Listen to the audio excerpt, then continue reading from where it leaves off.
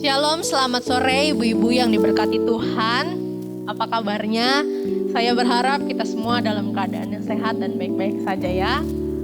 Ibu-ibu yang diberkati Tuhan, bersyukur di minggu ini hari Jumat, di minggu pertama di bulan Maret. Kita bersyukur kita bisa melewati kembali 1 bulan yang lalu, itu semua karena anugerah Tuhan. Mari bersama pada sore hari ini kita mempersiapkan hati kita rindu untuk memuji Tuhan, menyembah Tuhan dan mendengarkan firman Tuhan nantinya. Mari sebelumnya kita persiapkan hati kita di hadapan Tuhan. Mari kita mengambil waktu bersaat teduh sejenak.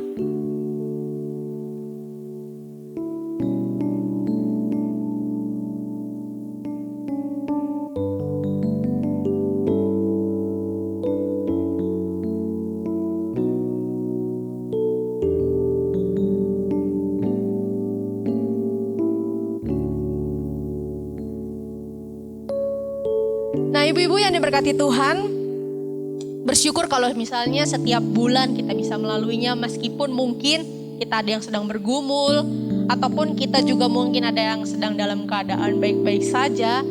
Tapi kita bisa melewati itu semua itu karena pertolongan Tuhan, karena anugerah Tuhan.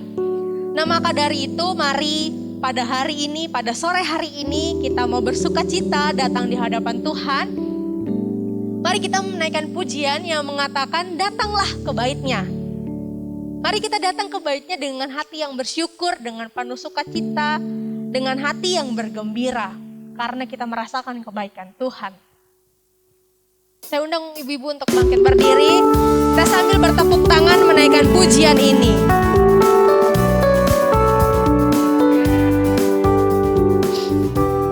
Datanglah ke bait-Nya.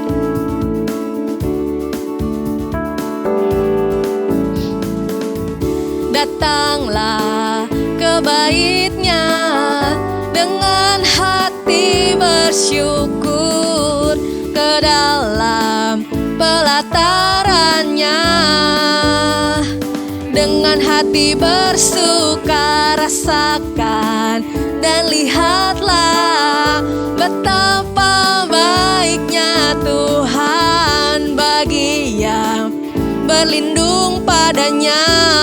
Akan bersorak-sorai, akan bersorak-sorai, akan bersorak-sorai.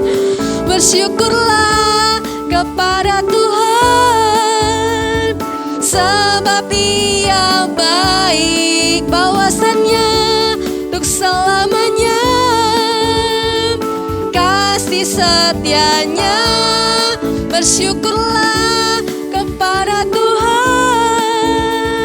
sebab Dia baik, bahwasannya untuk selamanya kasih setia-Nya. Kita angkat pujian ini satu kali lagi. Datanglah ke bait-Nya dengan hati yang bersyukur.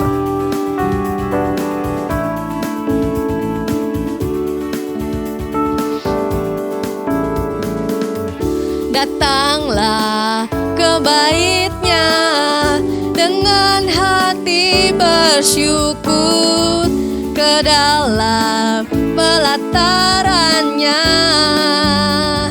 dengan hati bersuka rasakan dan lihatlah betapa baiknya Tuhan bagi yang berlindung padanya. Akan bersorak-sorai, akan bersorak-sorai, akan bersorak-sorai. Bersyukurlah kepada Tuhan, sebab Dia baik, bahwasannya untuk selamanya kasih setia-Nya. Bersyukurlah kepada Tuhan, sebab Dia baik, bahwasannya untuk selamanya, bahwasannya untuk selamanya, bahwasannya untuk selamanya kasih setia-Nya. Oke, puji Tuhan. Mari ibu-ibu kita bersatu di dalam doa. Tuhan, kami bersyukur untuk begitu banyak kasih, anugerah, dan pertolongan Tuhan yang kami rasakan di dalam hidup kami. Dan kami bersyukur Tuhan ketika pada sore hari ini kami kembali bisa memuji Tuhan, nyembah Tuhan, meninggikan nama Tuhan itu semata-mata karena anugerah Tuhan. Tuhan, biarlah setiap pujian yang kami naikkan, kerinduan kami untuk bisa datang beribadah kepada Tuhan, itu menjadi dupa yang harum di hadapan-Mu Tuhan. Tuhan, kiranya Engkau juga boleh pimpin setiap pribadi kami yang bersekutu padamu pada sore hari ini. Biarkan kami bisa memberikan hati kami untuk datang dengan penuh sukacita Tuhan. Terima kasih Tuhan, kami akan memulai persekutuan kami ini. Kiranya Engkau boleh tolong setiap pribadi kami. Terima kasih Tuhan, hanya di dalam nama Tuhan Yesus kami berdoa dan bersyukur. Amin. Ibu-ibu yang dikasih Tuhan, sebentar kita akan mendengarkan, merenungkan firman Tuhan. Mari bersama-sama kita persiapkan hati kita. Firman Tuhan itu seringkali mengingatkan siapa diri kita ini yang adalah hamba yang berdosa, hamba yang terpikat oleh kesenangan dunia yang fana ini. Tapi firman Tuhan itu selalu mengingatkan kita bahwasannya Tuhan tegur kami supaya kami menjadi hamba yang setia, hamba yang selalu memiliki kerinduan untuk selalu mengasihi Tuhan. Mari ibu-ibu bersama kita menaikkan pujian Murnikanku. Mari kita persiapkan hati kita untuk mendengarkan kebenaran firman Tuhan. Ibu-ibu boleh dipersilakan duduk kembali.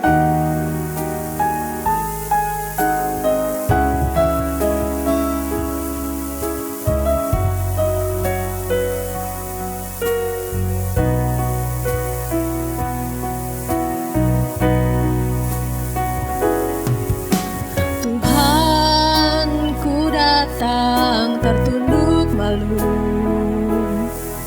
Engkau lihat kedalaman hatiku. Inilah aku hamba-Mu, namun tujuan hidupku hanya melayani diri sendiri. Sesungguhnya ku hamba dunia, terpikat oleh kesenangan fana, akan harta dan kuasa, kebanggaan hati beri belas kasih-Mu. Oh Tuhan, murnikanku tekad di hatiku, agar ku tersadar menderita dengan-Mu.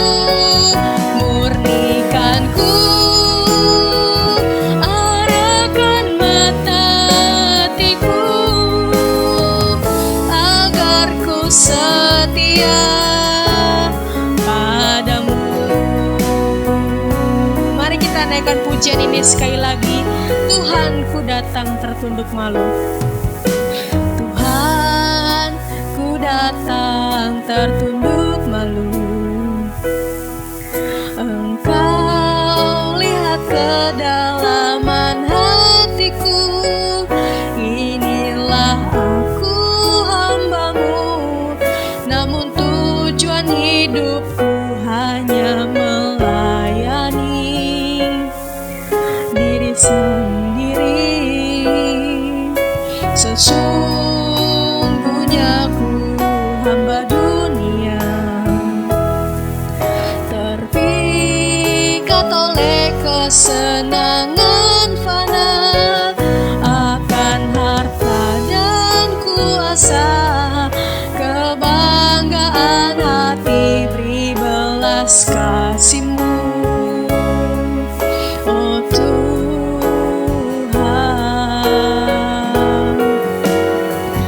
murnikanku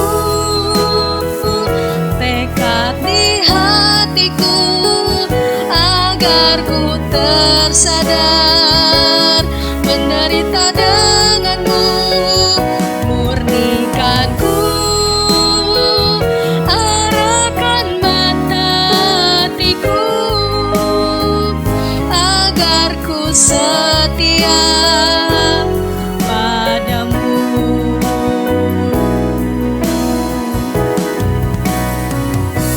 Waktu dan tempat saya persilakan kepada hambanya. Shalom, ibu-ibu yang terkasih di dalam Tuhan kita Yesus Kristus. Selamat sore. Ya, kita bersyukur saat ini kita kembali bisa sama-sama bersekutu dan merenungkan firman Tuhan. Pada saat ini tema yang diberikan pada saya dan untuk kita renungkan bersama-sama adalah hai teman, untuk itukah engkau datang. Namun sebelumnya mari kita bersatu di dalam doa. Tuhan, kami bersyukur untuk waktu yang boleh kami pakai.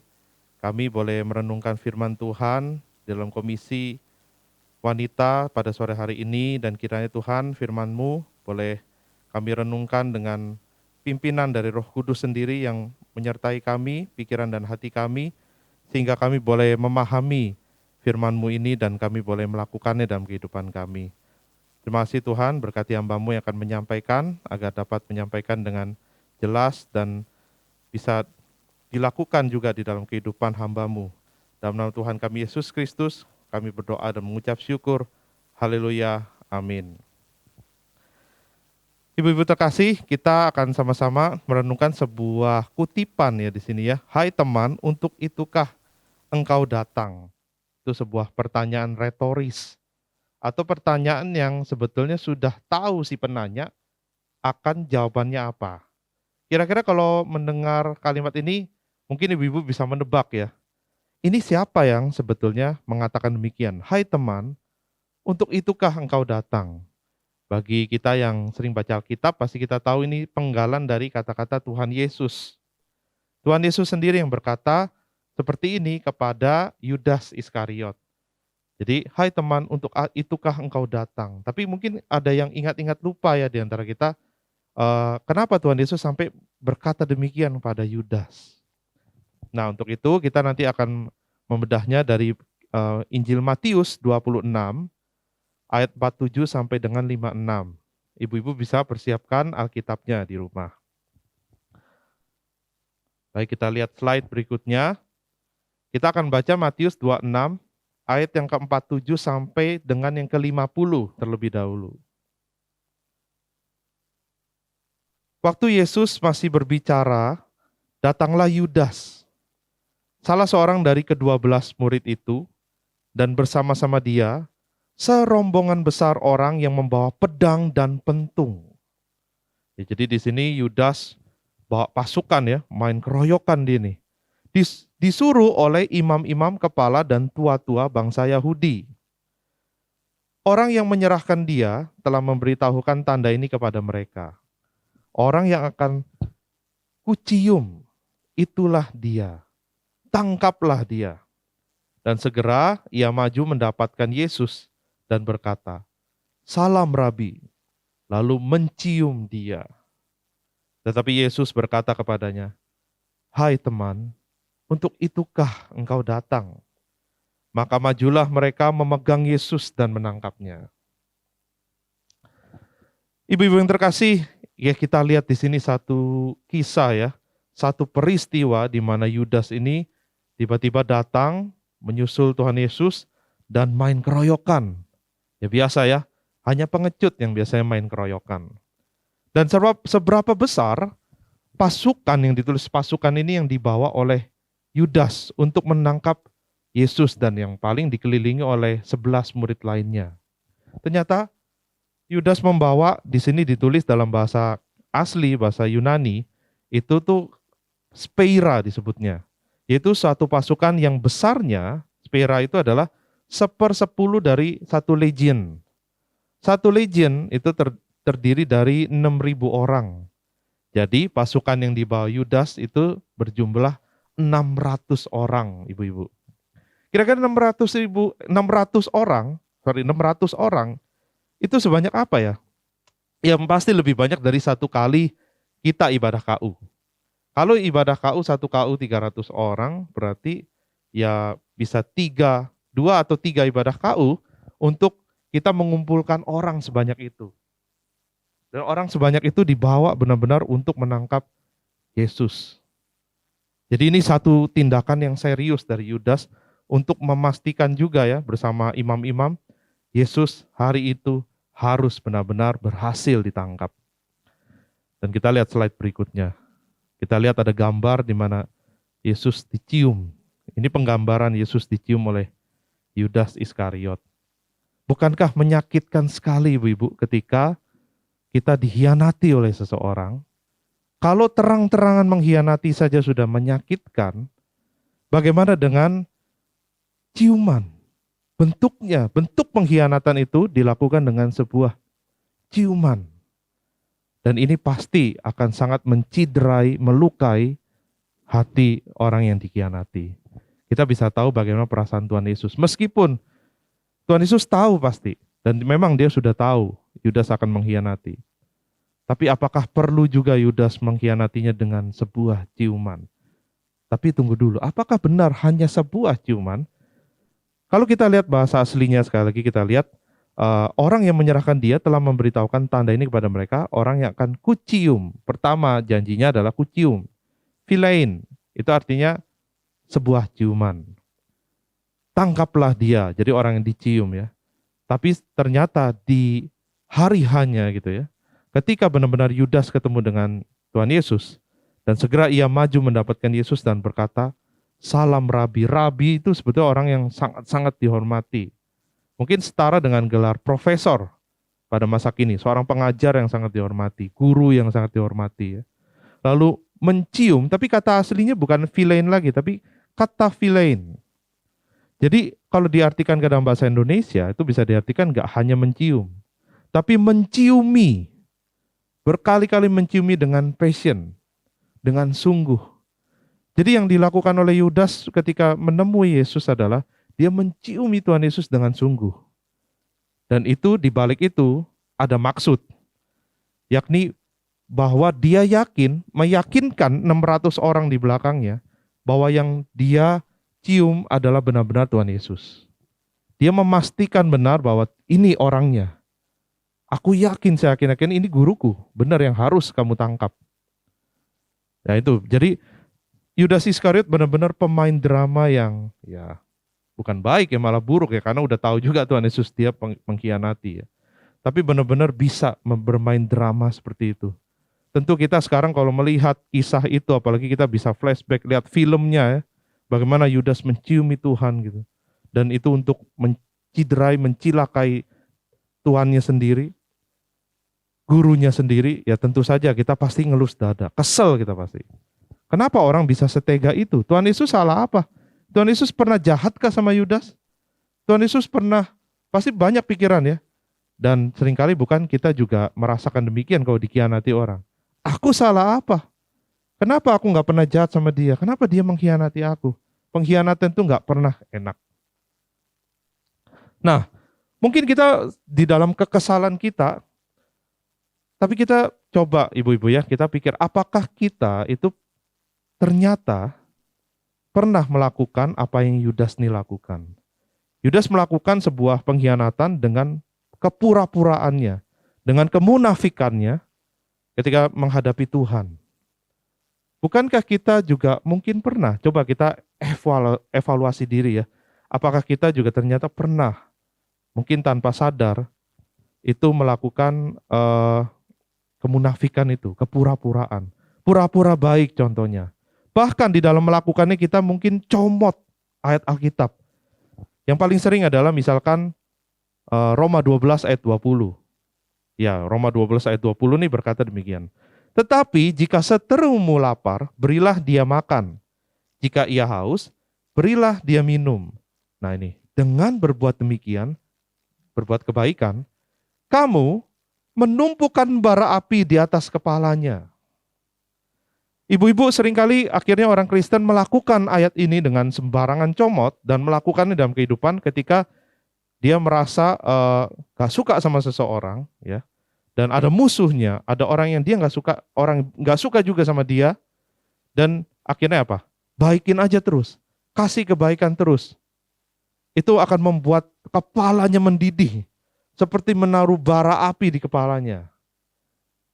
Ibu-ibu yang terkasih, itu namanya salah tafsir ayat ya. Jadi kita harus hati-hati. Kalau kita menafsirkan ayat itu demikian, sebetulnya kita nggak jauh beda dengan Yudas Iskariot yang pura-pura baik kepada Tuhan, padahal hatinya merancangkan yang lain. Ketika kita melakukan itu pada orang lain yang kita tidak suka, ya kita ya sudah, aku baikin aja dia, supaya dia nanti merasa panas. Padahal ayat itu nggak berbicara demikian. Ayat ini sebetulnya mengutip juga terhubung dengan kitab Yesaya 6. Jadi sebetulnya Yesaya 6 berbicara tentang Nabi Yesaya yang menghadap Allah. Dan kemudian ketika menghadap Allah, dia merasa tidak layak karena berdosa, najis bibir. Ya. Dan apa yang Allah lakukan, malaikat mengambil dengan capit bara api dan ditaruh di mulutnya. Ya. Dan dari sana dia ditahirkan. Jadi bara api itu dianggap juga di dalam Perjanjian Lama itu sebagai sebuah simbol untuk tahirnya seseorang. Dan di dalam kalimat yang sama di sini, bara api, itu sebetulnya juga maksudnya begini. Dengan berbuat demikian kebaikan, kamu menumpukan bara api di atas kepalanya. Artinya apa?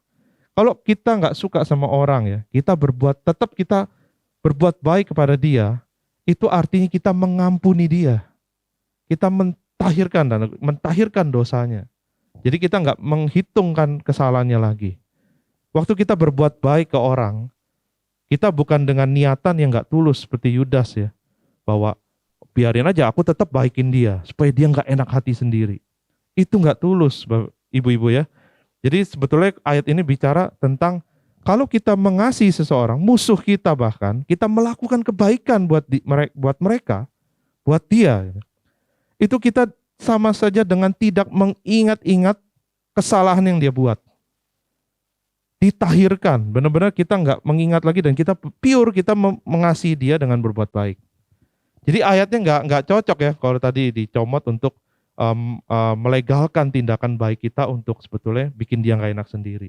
Berarti kitanya sendiri juga nggak tulus. Jadi balik lagi, apakah kita juga pernah munafik ya? Ya kita harus evaluasi diri terus di hadapan Tuhan. Apakah kita juga sebetulnya melakukan hal-hal yang Yudas lakukan? Itu terhadap sesama. Belum lagi terhadap Tuhan. Apakah kita pernah melakukan hal yang kurang lebih nilainya sama? Slide berikutnya kita lihat Yudas Iskariot itu mengkhianati Tuhan Yesus. Utamanya ibu-ibu bukan karena tergiur soal uang. Banyak orang bilang ya, dia karena mata duitan jual Tuhan Yesus. Sebetulnya enggak ya, uang yang ditukarkan itu pun enggak terlalu bernilai. Kecil lah gitu ya. Ya meski dia ya Yudas ini disinyalir juga bukan orang jujur-jujur amat dalam hal perbendaharaan keuangan. Namun kenapa Kristus begitu dihargainya murah? Coba pikir, kenapa? Karena di mata Yudas, Yesus benar-benar telah mengecewakan. Yesus tidak sesuai ekspektasi dari pandangannya. Itu pandangan politik bangsa Israel pada masa itu yang berharap untuk hadirnya seorang Mesias ya, versi bangsa Israel, versi Yudas. Adalah Mesias yang akan membebaskan mereka dari tangan penjajah Romawi. Itu yang diharapkan. Jadi mereka udah punya agenda dan mereka berharap bahwa Mesias datang untuk memenuhi agenda mereka, keinginan mereka itu. Tapi bagaimana Yudas nggak kecewa ketika melihat Tuhan Yesus ditanya, ini pajak kasih ke siapa? Ya ini lihat gambar siapa? Kaisar, kasih ke Kaisar. Pasti orang-orang apalagi kaum zelot gitu ya melihat Tuhan Yesus kok nggak keras ya ke pemerintah Romawi ya. Harusnya dia yang membebaskan kita nih. Kok nggak ada tanda-tanda, kok nggak ada gerakan? Pasti akan sangat kecewa, meragukan bahwa apakah dia benar-benar Mesias. Kalau Mesias harusnya dia menolong kami dengan cara kami. Tapi kenapa hal itu tidak terjadi? Dan Yudas disinyalir adalah melakukan ini karena kekecewaan tersebut. Jadi ini kita belajar tentang Mesias politik, satu istilah ya. Nah kita lihat slide berikutnya. Yesus sebagai Mesias politik, kita juga harus hati-hati ibu-ibu ya.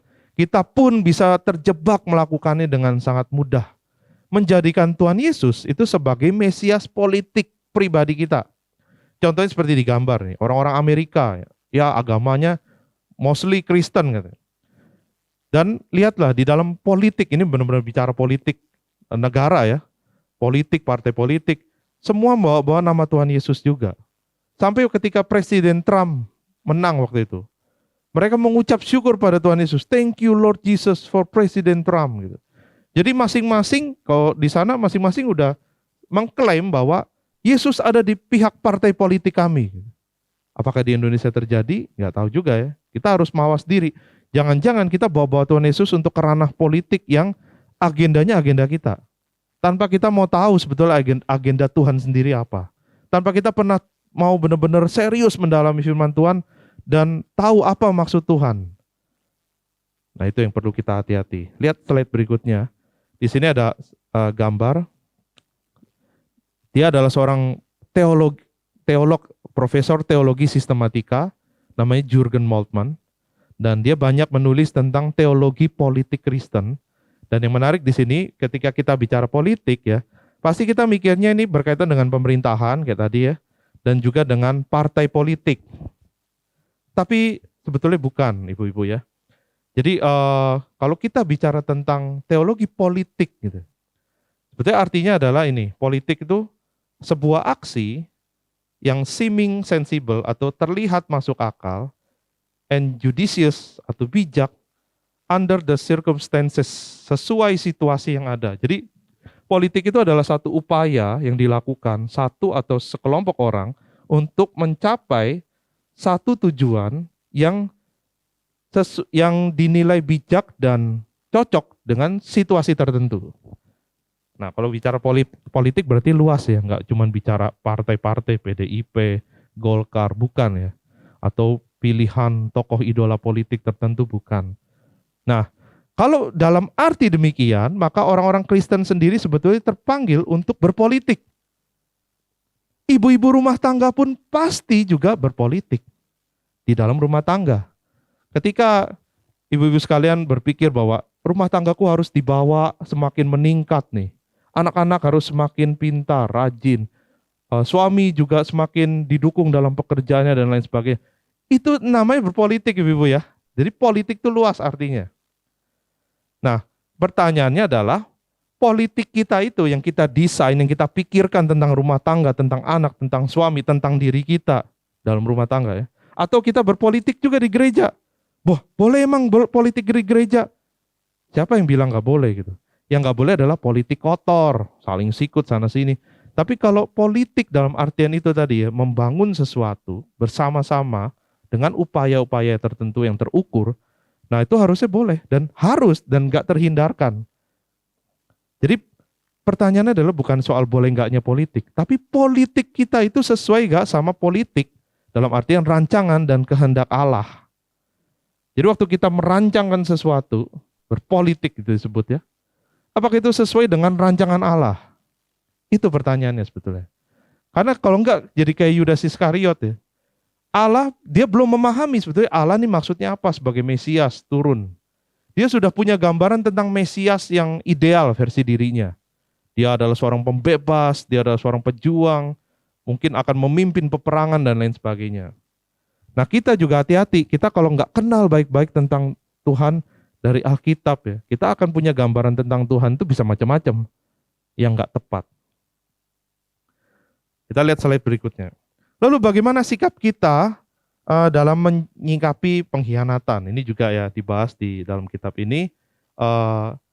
Tuhan Yesus dengan jelas menunjukkan bahwa kita tidak perlu membalas dengan kejahatan. Di ayat 51 sampai 52, ya, ketika Tuhan Yesus ditangkap itu, tetapi seorang dari mereka yang menyertai Yesus mengulurkan tangannya, menghunus pedangnya dan menetakannya kepada hamba imam besar sehingga putus telinganya. Maka kata Yesus kepadanya, masukkan pedang itu kembali ke dalam sarungnya, sebab barang siapa menggunakan pedang akan binasa oleh pedang. Ibu yang terkasih ya itu ya, memang pasti kita ketika dikhianati orang gitu ya, rasanya ingin segera membalas. Tentu kita bukannya artinya membenarkan ya bahwa oh nggak apa-apa dia berkhianat gitu. Pasti nggak bisa lah. Dari diri kita, hati kita yang terluka, pasti kita eh, menganggap itu salah dan itu wajar. Tapi kalau sampai membalas, tentu Tuhan Yesus juga nggak mencontohkannya demikian. Ya memang pengkhianatan bisa saja Tuhan izinkan terjadi pada kita. Ini kita di dalam posisi yang dikhianati. Namun bukan berarti kita jadi tidak waspada. Jadi seringkali orang karena karena merasa bahwa ya Tuhan Yesus saja dikhianati dan malah membuat dirinya juga menjadi tidak waspada dan mudah untuk dikhianati. Ibu-ibu, kalau karena kitanya yang ternyata kurang hati-hati ya, kurang waspada, dan ketika itu mengalami pengkhianatan, jangan samakan diri kita dengan Tuhan Yesus. Beda. Ayat ini nggak mendukung statement seperti itu bahwa kita ini kalau dikhianatin itu sama kayak Tuhan gitu. Lihat kasusnya gitu. Karena beberapa kali Tuhan Yesus bisa meloloskan diri dari upaya penangkapan. Karena apa? Catatannya memang belum waktunya. Maka atas izin Allah, demikian pengkhianatan karena kejahatan dan kekerasan hati Yudas, justru itu menggenapi apa yang Allah nubuatkan. Mari simak ayatnya. 53 sampai 56. Ini kata Tuhan Yesus ya. Atau kau sangka bahwa aku tidak dapat berseru kepada Bapakku supaya ia segera mengirim lebih dari 12 pasukan malaikat membantu aku. Ya buat hajar 600 orang itu kecil ya dengan 12 pasukan malaikat. Padahal satu malaikat juga bisa. Tapi apa Tuhan Yesus bisa panggil lebih? Bisa. Nah, yang penting adalah ayat ini. Jika begitu, bagaimanakah akan digenapi yang tertulis dalam kitab suci yang mengatakan bahwa harus terjadi demikian? Kemudian pada saat itu Yesus berkata kepada orang banyak, sangkamu aku ini penyamun, maka kamu datang lengkap dengan pedang dan pentung untuk menangkap aku. Padahal tiap-tiap hari aku duduk mengajar di bait Allah, dan kamu tidak menangkap aku. Ini sekali lagi ayat berikutnya juga penting nih. Akan tetapi semua itu terjadi supaya genap yang ada tertulis dalam kitab nabi-nabi. Lalu semua murid meninggalkan Tuhan Yesus melarikan diri. Ibu-ibu, jadi yang terjadi di sini adalah kenapa Tuhan Yesus sampai dikhianati, itu memang sudah dinubuatkan ya.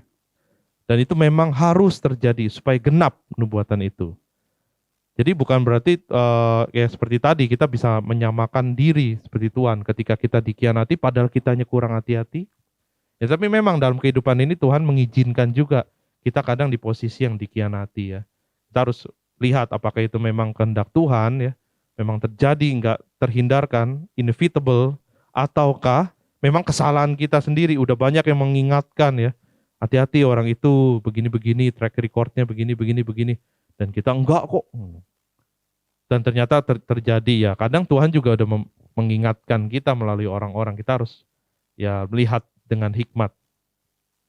Slide berikutnya Ibu-ibu. Jadi ketidaktaatan itu sama dengan pengkhianatan. Jadi kenapa ditarik sampai ketidaktaatan gitu ya. Ini sebelum kita memikir-mikirkan dan menyatakan rencana rancangan kita, itu untuk suami, untuk anak-anak, untuk diri kita, atau ketika kita bergereja, kita memikirkan hal-hal, merancangkan hal-hal berpolitik, ya. Untuk misalkan komisi wanita, untuk gereja, harus begini, mau bangun ini, mau bangun itu, mau buat ini, mau buat itu. Cobalah untuk kita selalu berlutut terlebih dahulu di hadapan Tuhan. Janganlah itu ternyata adalah politik kita. Tapi biarlah apa yang kita pikirkan, kita nyatakan, itu selaras juga dengan politik Tuhan. Rancangan, dan kehendak Tuhan. Jadi itu yang penting ya, kita belajar dari hal ini, jangan sampai kita seperti Yudas. Mungkin kita nggak sampai mengkhianati Tuhan atau bagaimana, tapi kalau kita tidak taat, apa bedanya juga? Kita tidak bertanya pada Tuhan, akhirnya apa? Kita menjadikan Tuhan itu sebagai Mesias politik kita. Tidak jarang gereja pecah, ribut, berantem. Semua juga bawa nama Tuhan. Semua mau gereja maju. Aku ini tahu kebaikan harus dilakukan begini caranya. Yang satu bilang, begini caranya. Enggak, begini caranya. Tapi adakah semua ini sebelum bicara keras-kerasan, itu benar-benar bertekuk lutut dulu di hadapan Tuhan. Bertanya bersama-sama, berangkulan, bergandengan tangan, Tuhan, apa yang Engkau mau? Pernahkah demikian? Jadi mari kita selalu berdoa, minta Tuhan untuk memberikan pada kita hati yang lembut, penuh kasih Tuhan, selaras dengan hati dan kehendak Tuhan.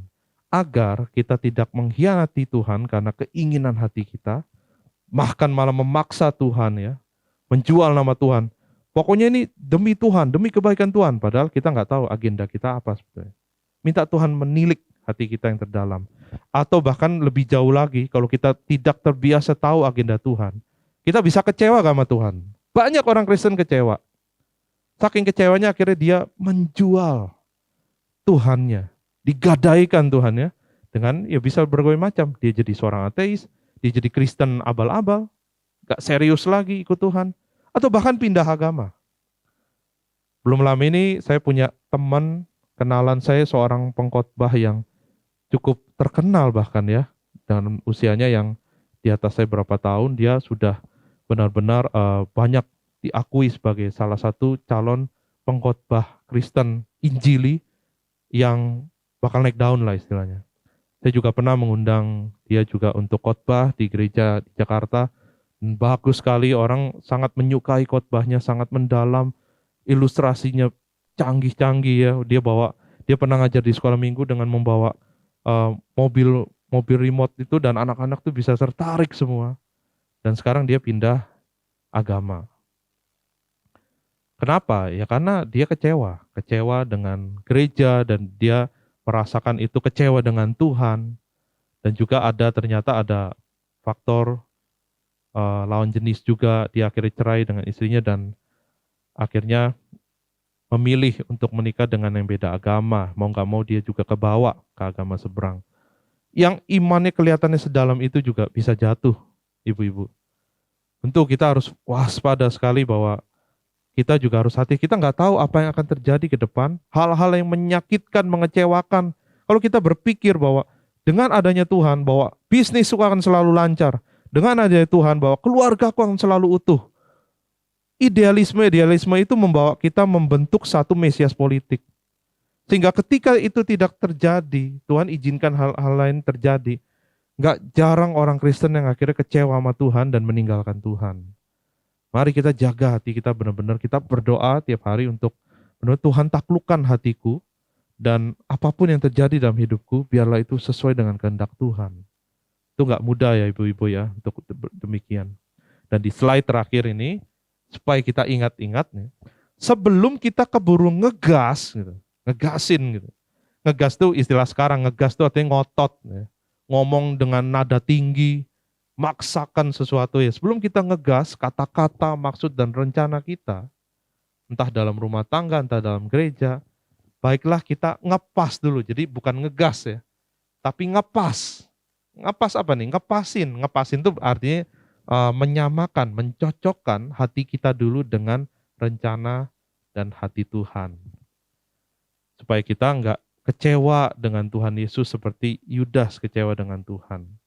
Dan kita boleh menjaga hati kita tetap taat, sungguh taat kepada Tuhan. Apapun yang terjadi yang Tuhan rancangkan dalam hidup kita, kita selalu menyerahkan, menyelaraskan, ngepasin hati kita dengan hatinya Tuhan. Justru di situ letak kita nggak mengalami kekecewaan. Berpasrah diri, berserah penuh, dan ada sukacita dan bahkan pengharapan di dalam setiap hal yang terjadi yang mungkin nggak sesuai dengan keinginan kita. Jadi dibalik, sebelum kita pingin sesuatu baru nanti doa minta Tuhan kabulkan, kenapa nggak dari awal kita bertekuk lutut dan bertanya dulu ke Tuhan. Tuhan, which way, jalan mana yang harus aku ambil, tindakan apa dan lain sebagainya. Dan minta kepekaan di hati Tuhan untuk kita memahami hari lepas hari lewat pimpinan Roh Kudus, lewat firman Tuhan, Alkitab, lewat orang-orang komunitas gereja kita. Kita berbaur dan kita mengalami Tuhan di sana, kita makin kenal. Dan amin kalau sampai kita dijauhkan dari sampai menjadikan Tuhan Yesus sebagai Mesias politik. Mari kita bersatu dalam doa. Tuhan, kami bersyukur untuk renungan firman Tuhan yang boleh meneguhkan setiap kami. Mungkin kami kesal Tuhan, melihat betapa Yudas Iskariot mengkhianati Tuhan. Tapi Tuhan, kami justru ingin tidak menjadi sombong rohani dan bahkan melihat kepada diri masing-masing. Apakah kami juga melakukan hal itu terhadap sesama kami, bahkan terhadap Engkau Tuhan. Tuhan, berikan hati kami kasih-Mu yang tak terbatas oleh akal kami Tuhan, sehingga itu menaklukkan kami di bawah Tuhan, dan kami boleh hanya melakukan apa yang Tuhan kehendaki untuk kami lakukan. Mengatakan, mengucapkan segala sesuatu dalam komunitas gereja, dalam keluarga, apapun yang kami lakukan itu selaras dengan keinginan dan agenda dari Tuhan sendiri. Berkati ibu-ibu Tuhan di Komisi Wanita yang terus setia kepada Tuhan, terus rindu belajar firman Tuhan, terus rindu melakukan firman Tuhan dalam kehidupan. Bantu dengan pimpinan Roh Kudus agar dapat melakukannya dengan sungguh hati, dengan setia, dan tidak lelah. Justru semakin langkah, semakin semangat dalam mengikut Tuhan. Dalam nama Tuhan kami Yesus Kristus, kami berdoa dan mengucap syukur. Haleluya. Amin. Ibu-ibu, biarlah firman Tuhan yang barusan kita dengar tadi itu boleh mengingatkan kita untuk lebih semakin mengasihi Tuhan dan mencintai Tuhan. Nah, ibu-ibu yang diberkati Tuhan, kita akan memberikan persembahan kita kepada Tuhan. Nanti persembahan bisa ditransfer ke rekening yang tertera di layar televisi ibu-ibu sekalian, ataupun ibu-ibu nanti bisa titipkan ke para hamba Tuhan untuk diberikan ke Komisi Wanita. Mari kita menaikkan pujian hati hamba. Dalam melalui pujian ini mengingatkan bahwa kita datang ke dunia ini tidak membawa apa-apa, tapi dari segala yang kita terima, biarlah itu boleh kembali kita ungkapkan dengan penuh ucapan syukur melalui persembahan kita. Hati hamba.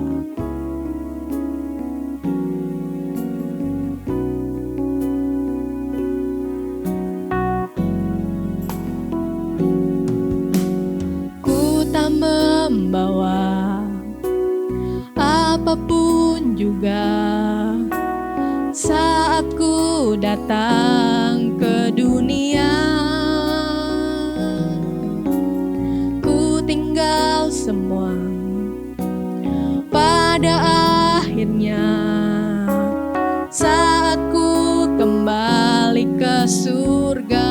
Inilah yang ku punya, inilah yang ku punya, hati sebagai hamba yang mau taat dan setia padamu Bapa.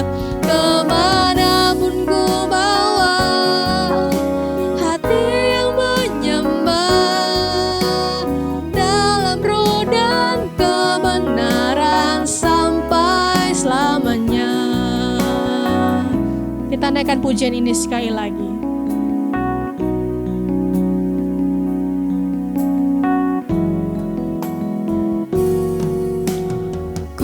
Membawa apapun juga saat ku datang ke dunia.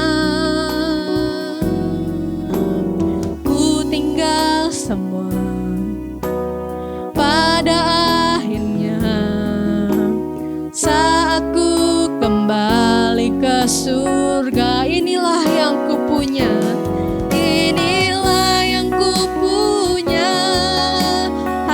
sebagai hamba yang mau taat dan setia padamu Bapa. Kemanapun ku bawa, hati yang menyembah dalam roh dan kebenaran sampai selamanya. Mari ibu-ibu kita bersatu di dalam doa. Tuhan, kami bersyukur untuk begitu banyak hal yang Tuhan berikan dalam hidup kami. Baik kasih setia Tuhan, berkat yang Tuhan limpahkan dalam hidup kami itu tercurah begitu berlimpah dalam kehidupan kami Tuhan. Apa yang Tuhan berikan kepada kami memang tidak sebanding dengan persembahan yang saat ini kami bisa berikan ke hadapan Tuhan. Tapi Tuhan, kami mau belajar menjadi umat-Mu yang setia belajar untuk mengungkapkan rasa syukur kami melalui persembahan kami ini Tuhan. Dan Tuhan, biarlah persembahan kami ini boleh dipakai untuk bagi gereja ini Tuhan, untuk pekerjaan Tuhan di tempat ini. Dan biarlah juga para pengurus yang mengelolanya ya Tuhan, itu boleh menjadikan persembahan ini berkembang di gereja ini Tuhan. Terima kasih Tuhan, inilah doa kami. Hanya di dalam nama Tuhan Yesus kami berdoa dan bersyukur. Amin.